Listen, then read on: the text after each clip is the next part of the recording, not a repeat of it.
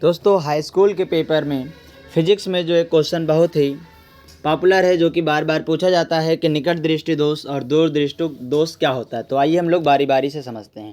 देखिए, पहली चीज़ है निकट दृष्टि दोष, जिसको हम इंग्लिश में बोलते हैं मायोपिया। ठीक है,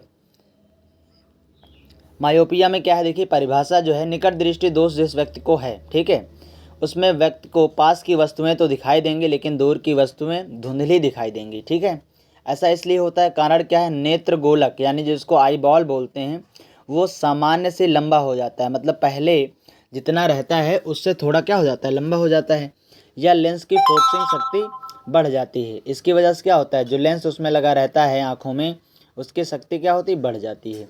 फोकस कहाँ हो जाता है, दूर की वस्तु की किरणें रेटिना से पहले फोकस हो जाती है। आप सभी को पता है कि जब प्रकाश की किरणें रेटिना पर बनती हैं तो वस्तुएं हमें सही से दिखाई देती हैं, बट अगर आँखों में कोई दोष हो जाए तो वो तो या तो रेटिना से पहले बनता है या तो रेटिना से बाद किरणें मिलती हैं।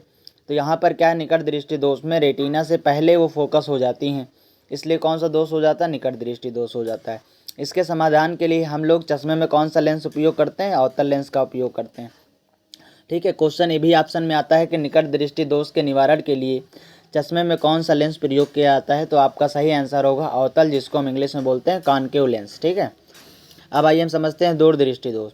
दूर दृष्टि दोष को पहले समझते हैं कि इंग्लिश में क्या बोलते हैं, हाइपर माइट्रोपिया। निकट दृष्टि दोष को हम लोग मायोपिया बोलते हैं, दूर दृष्टि दोष को बोलते हैं हाइपर माइट्रोपिया। इसमें क्या होता है, परिभाषा समझते हैं। इसमें व्यक्ति दूर की वस्तुएं तो स्पष्ट देख सकता है लेकिन पास की वस्तुएं धुंधली दिखाई देती हैं। ठीक है, इसमें कारण क्या है, ऐसा क्यों होता है, नेत्र गोलक सामान्य से छोटा हो जाता है।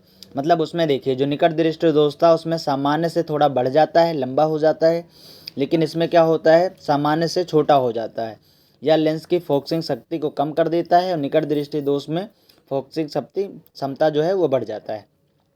फोकस इसका कहाँ हो जाता है, पास की वस्तु की किरणें रेटिना के पीछे होती हैं। देखिए, निकट दृष्टि दोष में जो फोकसिंग होती है वो रेटिना से पहले हो जाती है, लेकिन दूर दृष्टि दोष में फोकस जो होता है वो बाद में होता है।